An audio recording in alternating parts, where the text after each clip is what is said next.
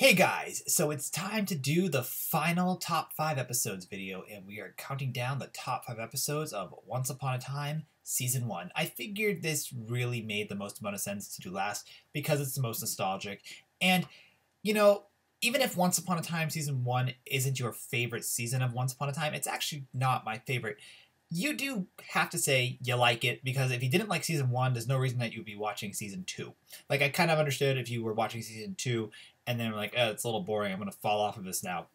But you have to at least admit that you like Season 1 because Season 1 had so much good stuff going for it. It was such a fun season, and I had a great time going back and talking about these, or watching these 5 episodes and looking at my honorable mention episodes as well.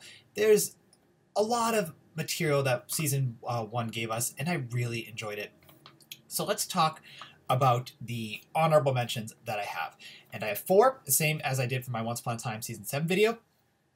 And so my honorable mentions are The Thing You Love Most, The Heart is a Lonely Hunter, True North, and Hat Trick. And if you see me referring away from the camera, I did do like bullet points of why I like each episode, so I just, so I know, so I remember. So just be mindful. So the reason why I really like The Thing You Love Most is it began the villain crossover, and it has Regina and Maleficent be friends. And as a fan of Disney crossovers, and I talk about crossovers quite a bit in this video, this was epic because it's the evil queen from Snow White being friends with the queen of the evil, the mistress of all evil from Sleeping Beauty. And how could you not get more epic than that? And I absolutely love that. And then you also have Regina killing her dad, and you see the dark curse itself get cast, in the pilot, which we'll talk about, that had, the results of it, but we actually get to see the curse, get cast, and it's really cool. But just the fact that Regina kills her father to do it is like, oh my God, like the thing she loved most was her father, and she gave that up to get her revenge. I was like, ooh, it's an epic episode. The visual effects, however, for all of Season 1 are quite bad. And that's unfortunate, but it's a television show budget, which makes sense. But like, if I looked at Season 4, the budget and visual effects seem to have been increased. I think most likely because the popularity of the show had spiked with the addition of Frozen. I think it was very trending at that point. But like, I had watched Regina vs. Maleficent, and you could blatantly tell when like the green screen was being activated. And with Once Upon a Time, unfortunately, for most of the episodes, you could tell that. But like, it's very noticeable with the Season 1 episodes. So and then also at the end of The Thing You Love Most, Regina begins her war with Emma. The pilot sort of had that, but it really began in The Thing You Love Most, and I loved it. So there's a great plot in Storybrooke. There was a great plot in The Enchanted Forest, and again, it started that villain crossover. So then I have The Heart is a Lonely Hunter, and you get so much backstory of the huntsman, and I love Jamie Dorian. He's a great actor. I don't like 50 Shades of Grey, not a fan of that, but I mean, he's very charismatic, and all of the backstory and energy that went to the huntsman, the fact that Jamie Dorian got to come back for a couple cameos was fantastic.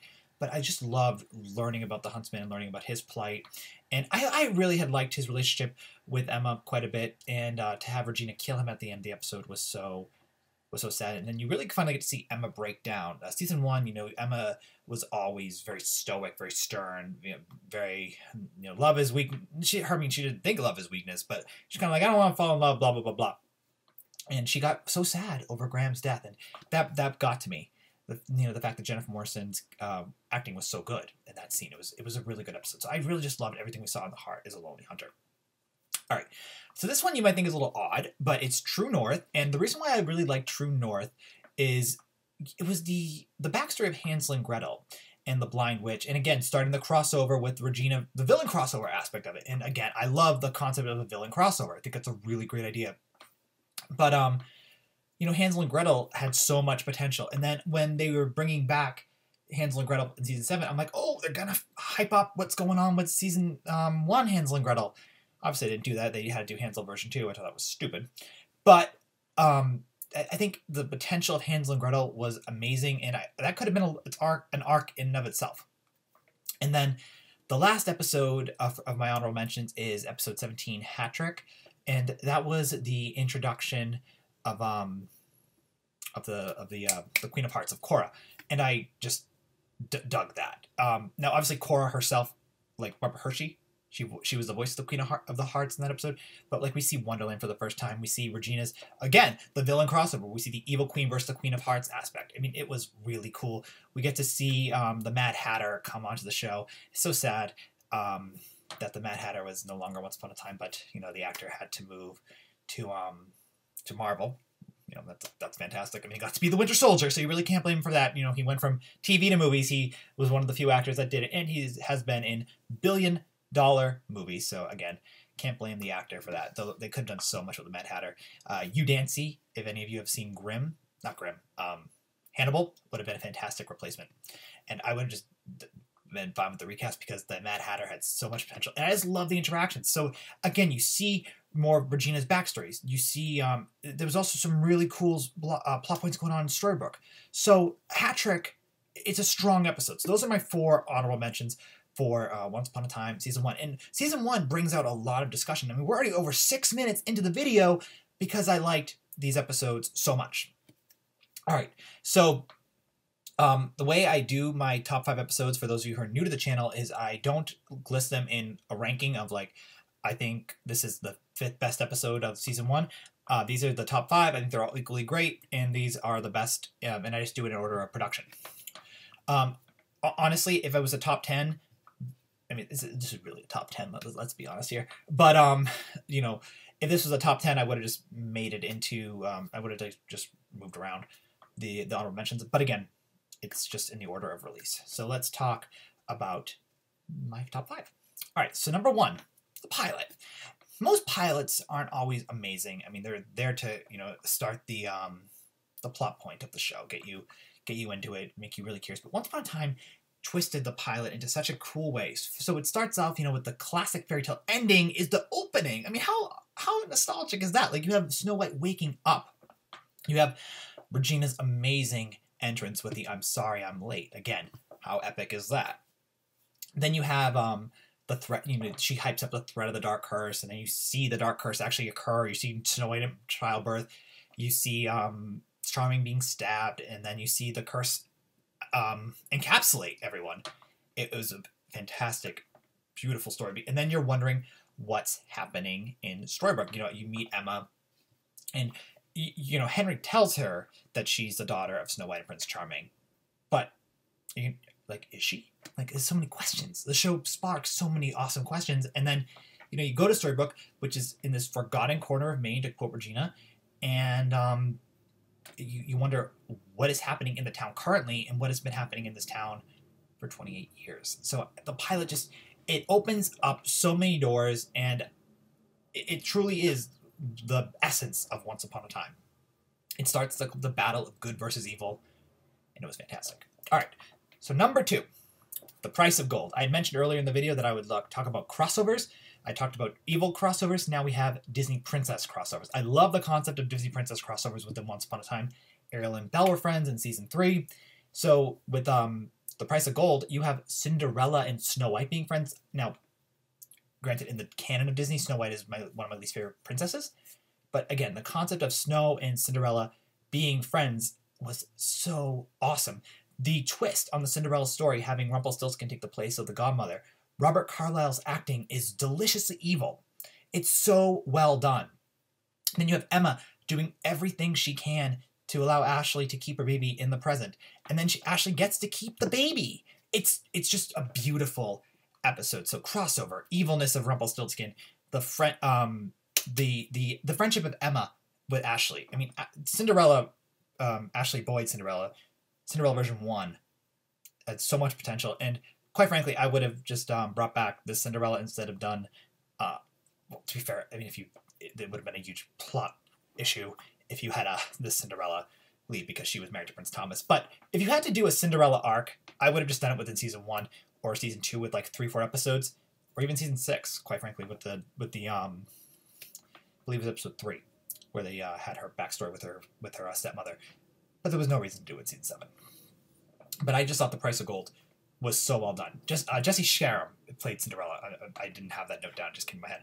But she was a great actress, and I loved seeing her, and I had wished that Once Upon a Time we got to do more with her, and we would have seen her her friendship with Snow White. All right, so number 3, Red-Handed. This is episode 15. This is a twist on the Little Red Riding Hood story. Awesome twist. To have Red be the wolf is such a cool idea. I was aghast because you're wondering like who in the town is the wolf, because the wolf in the Little Red Riding Hood story is hunting them down. It's not Red or her granny. So that was so awesome. It was an epic twist, and poor Ruby killed her, or Red technically killed her boyfriend. I mean, it was epic. That was sad, but it was just a great twist. You see the friendship of Snow White and Red throughout the episode as well. Again, really like that. And then you see Ruby trying to better herself in Storybrooke. The Storybrooke plot really moves on quite a bit. And then you have that excellent cliffhanger at the end of this episode. So again, it's a very solid episode, just with the development of Ruby. Megan Ory, who got promoted to regular in season 2, was such a good actress, but she got more work, so she had to leave the show. But I really dug the character of Ruby, and I wish that we got to see more of her within the other seasons. All right, so number 4 is the Stable Boy. Now, I had mentioned in Hat Trick we got to see Cora for the first time. That was obviously just a Queen of Hearts. We didn't see Barbara Hershey as Cora, but we got to see Barbara Hershey play Cora, and we got to see how she interacted with Regina in the past. And I really love Barbara Hershey's performance on Once Upon a Time. I think she's fantastic. And then you see the innocent Regina, and I mean, to have Lana Priya go from being dark and twisty to innocent and happy, it's very good. Like she's a very fluid actress, so she can do a lot of roles, and I just loved it. And then you have the seed planting of the evil queen at the end of the episode, where she goes, "I should have let her die on that horse of Snow White." You see the the interaction of Little Snow played by Madison Bailey and young Regina, and it's a very just strong episode. And then you're kind of wondering, like, what's the history of Regina and Snow White? Like, how she was obviously pissed. Like, this starts the planting, but like there's more to it, and it's so good. And we had seen parts of it throughout season 1, but to see like the start of the relationship was quite excellent. And then you really when we had watched Hat Trick, which had come before, we didn't know that Cora was the Queen of Hearts. We just knew that who Cora was her mother. And then we knew that she got banished to Wonderland, we don't know that she conquers it. So to see that reveal in season 2 made it even more epic. Like, watching the second hand made the episode even more special to me. But I think even without that knowledge, I think The Stable Boy is still one of the strongest episodes, because you see the death of Daniel, the solving of Mary Margaret's murder in Storybrooke, the innocence of Regina, and the darkening of her heart to become the evil queen. It's quite good. All right, and then final episode, obviously, episode 22, A Land Without Magic. It has fantastic final magic battles, with evil Maleficent being a dragon. Maleficent finally gets to return, but barely in human form. Kristen Van Brouwer was only in the episode for like 2 minutes. She's a good actress, so I was really happy when she came back in season 4. The curse breaks, and it was an awesome cliffhanger. So I really just enjoyed everything that happened in the episode. You have a lot of good Swan Queen moments, and I think the cliffhanger is really what got me, because you have Emma fighting the dragon side by side with her dad, and then it goes to the curse being broken after she says "I love you." She accepts everything, which is just so beautiful. But to see like the magic dust appear, and like have like Regina's smile, and then have Rumple and Belle get reunited. Now, I rarely talked about Belle, but Belle, Emily DeRaven got moved up to be a series regular in season 2, and the twist on Beauty and the Beast for me in season 1 wasn't as epic as the other characters, because I'm just very attached to the Disney version of Beauty and the Beast. But don't get me wrong, Emily DeRaven was fine as Belle, and she just didn't impress as much as she should have. But this isn't a review of Belle.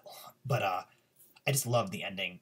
It was quite epic, because it made me want to watch season 2, right away. So, Once Upon a Time season 1, those are my top 5 episodes. Pilot, Price of Gold, Red-Handed, Stable Boy, and A Land Without Magic. And my honorable mentions are The Thing You Love Most, The Heart is a Lonely Hunter, True North, and Hat Trick. Of all the seasons, I think this is the most